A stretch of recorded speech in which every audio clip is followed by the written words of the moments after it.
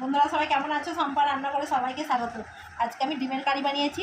কীভাবে বানিয়েছি সেটাই আপনাদেরকে দেখাবো। সকল বন্ধুরা আমার চ্যানেলে নতুন ভিডিও দেখছেন, অবশ্যই সাবস্ক্রাইব করে আমার পাশে থাকবে।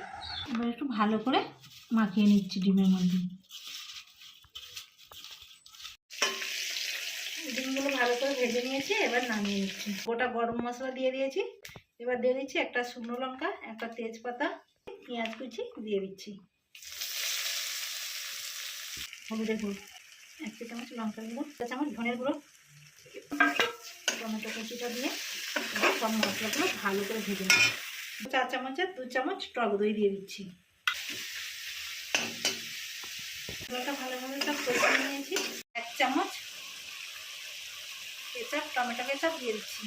1 চা চামচ ঘি